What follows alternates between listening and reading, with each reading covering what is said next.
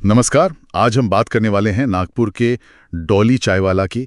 मतलब असली नाम तो सुनील पाटिल हैं। हाँ, वही जो सोशल मीडिया पर अपने खास अंदाज के लिए काफी फेमस हुए। बिल्कुल। और हाल ही में माइक्रोसॉफ्ट के संस्थापक बिल गेट्स के साथ उनकी जो तस्वीर आई, उसके बाद तो वो और भी ज्यादा चर्चा में आ गए हैं। सही बात है। तो हमारे पास एक लेख है जिसका शीर्षक है डॉली चायवाला, टपरी से फ्रेंचाइजी तक का सफर।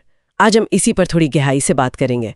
देखेंगे कि कैसे एक सड़क किनारे की एक चाय की टपरी अब एक नेशनल ब्रांड बनने की तरफ बढ़ रही है। चलिए समझते हैं इस पूरे मामले को।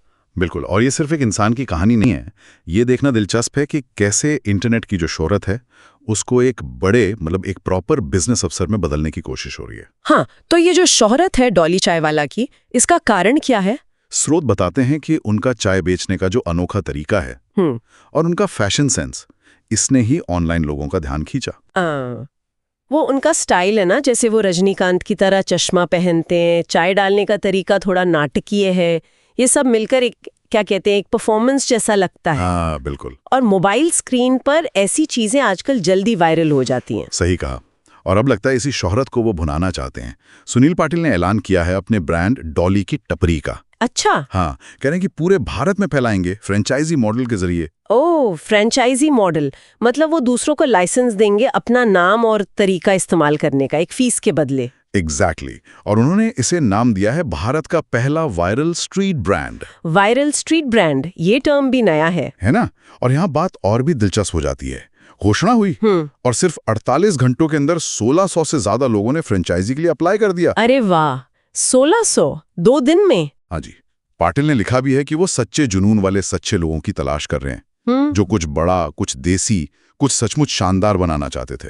अच्छा। हाँ, और उनका नारा भी है, सीमित शहर असीमित चाय। वाह, ये तो मतलब मार्केटिंग भी जोरों पर है।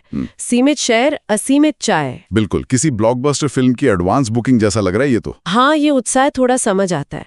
अगर उनकी कहानी देखें, नागपुर में जैसा आपने कहा, परिवार की मदद के लिए चाय बेचना शुरू किया था। हाँ, कोई फॉर्मल पढ़ाई लिखाई नहीं, और करीब 2 दशक मतलब 20 साल से ज्यादा सड़कों पर चाय परोसी है। सही। तो उनका जो ये अंदाज है वही उनकी पहचान बना।